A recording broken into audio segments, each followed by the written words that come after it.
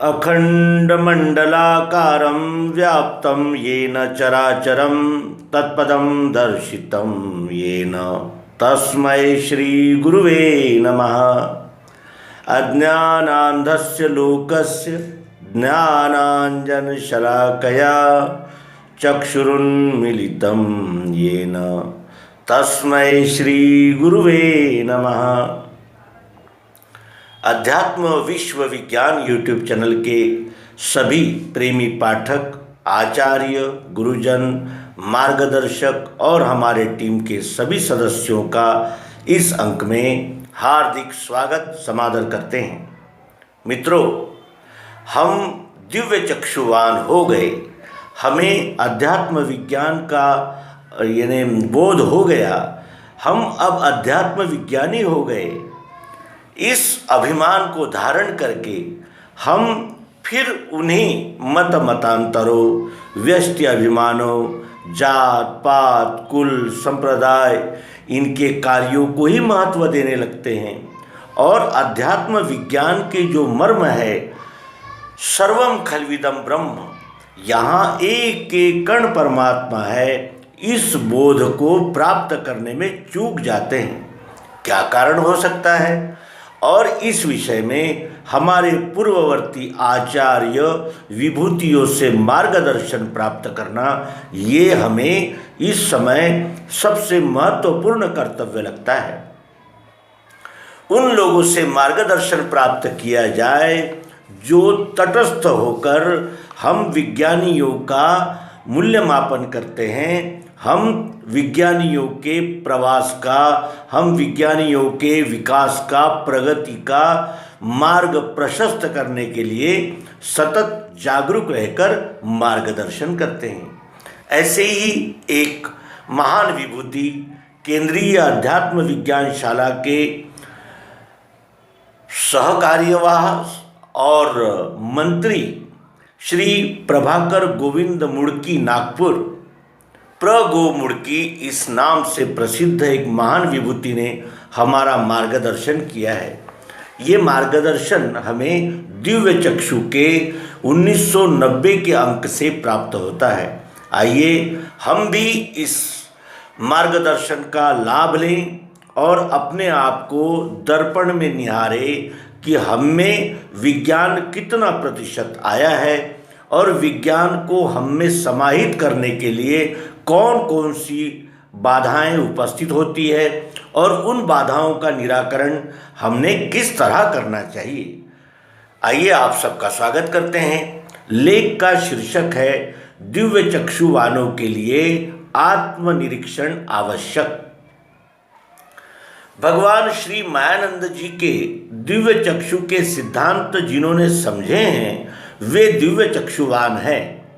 इन्हीं को विज्ञानी नाम से भी कहा जाता है।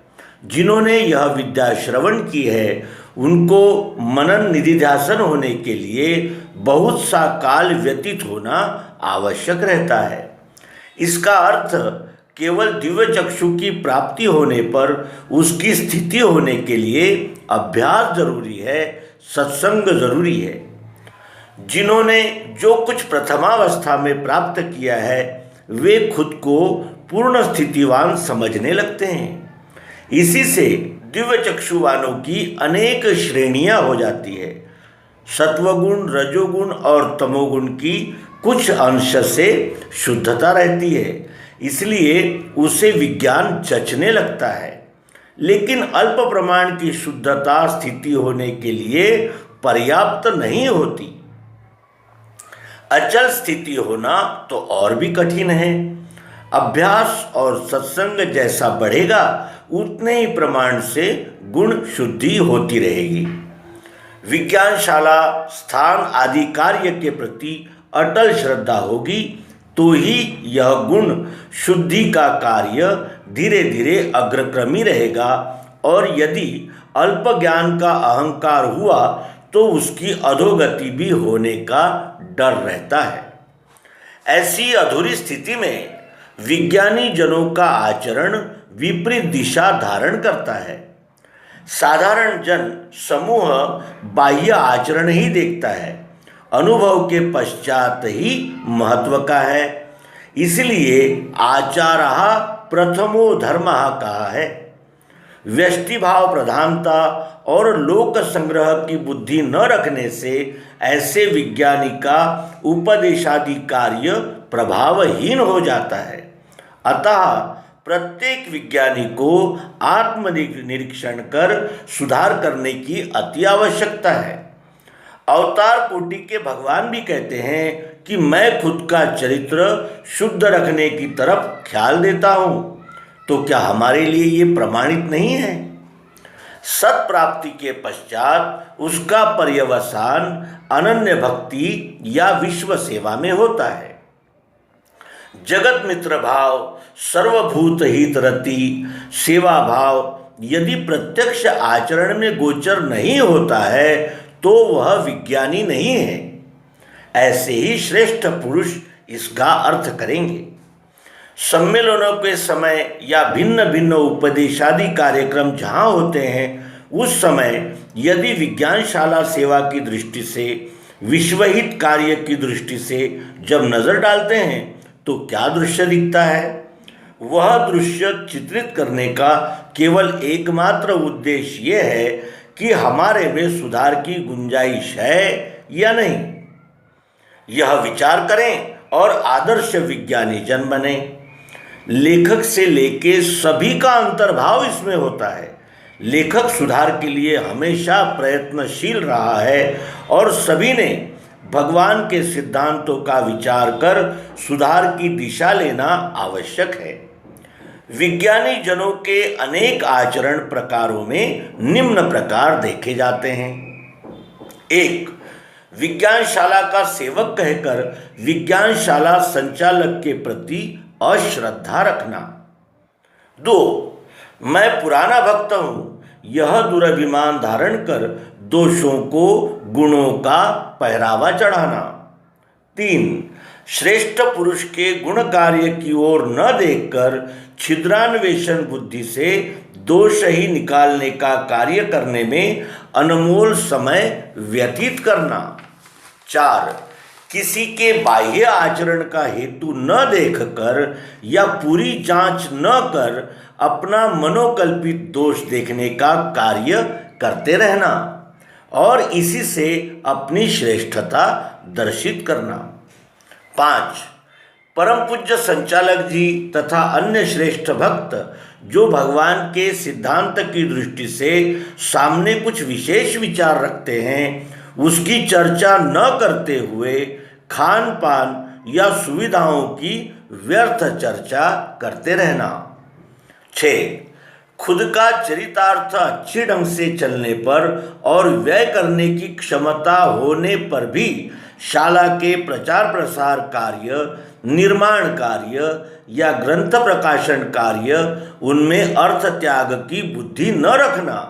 सेवा तन मन धन से होती है ये तत्व भूल जाना, लेकिन उसी समय लौकिक धन खर्च के अन्य कार्यों में धन व्यय करना।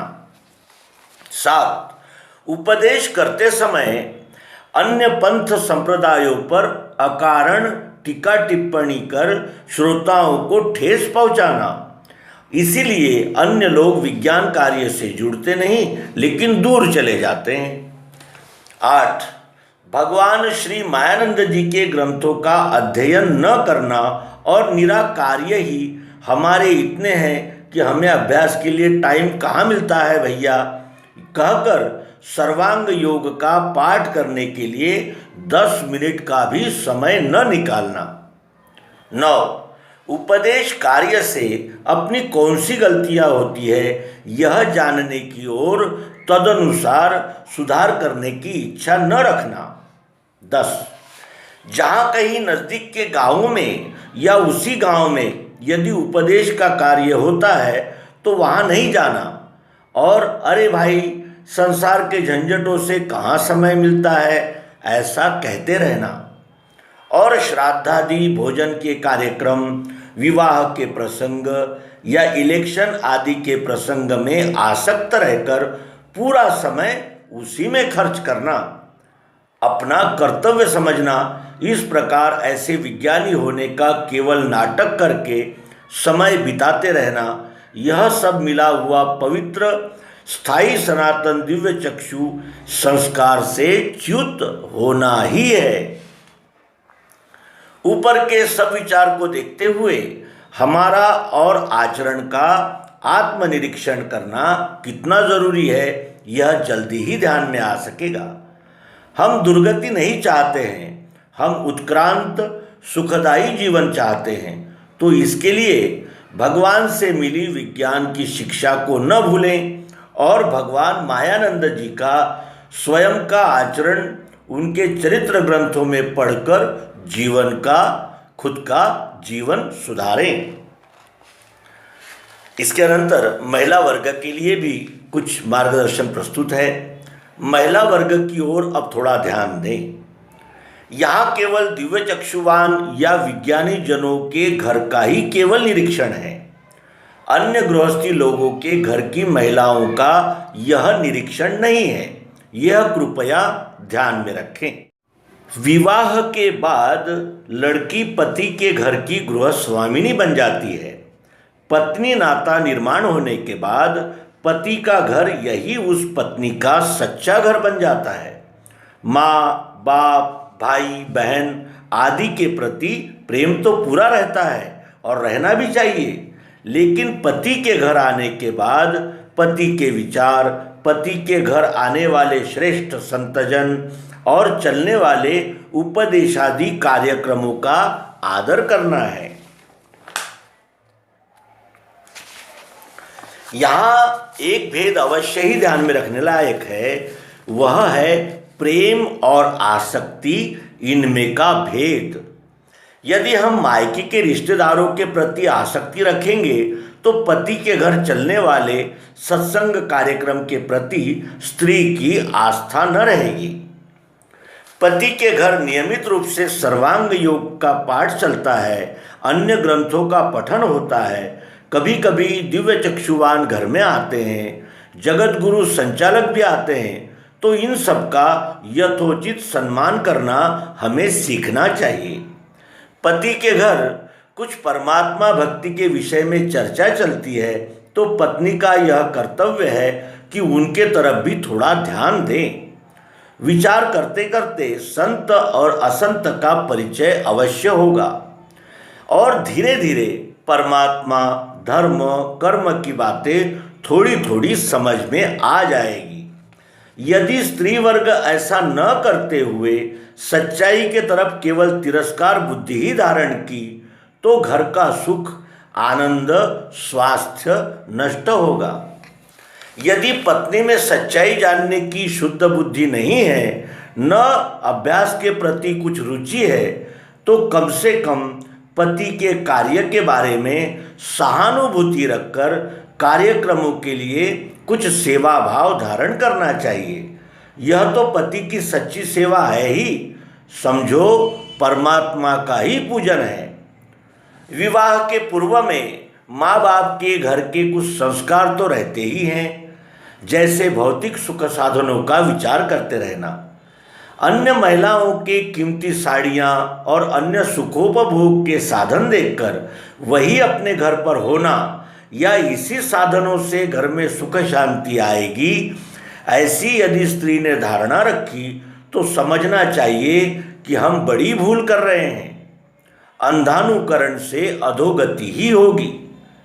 अपना जीवन, कीमती समय ऐसे स्त्रियों के साथ टीका टिप्पणी रखकर या किसी मूर्ख साधु कहलाने वाले लोगों के शब्दों पर विश्वास रखकर गंडा, दोरा, मंत्र, जपादि देवी देवताओं का पूजन करने में समय गवाया तो हमारे स्त्री वर्ग का पतन निश्चित है।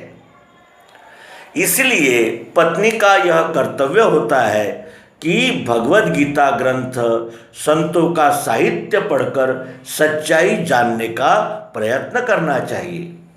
किसी बहकावे में आने से, पति के परोक्ष अन्य झंझटों में पड़ने से जीवन निश्चित रूप से दुखी होगा और धन्यो गृहस्थाश्रमः यह आदर्श का दर्शन कभी भी नहीं होगा।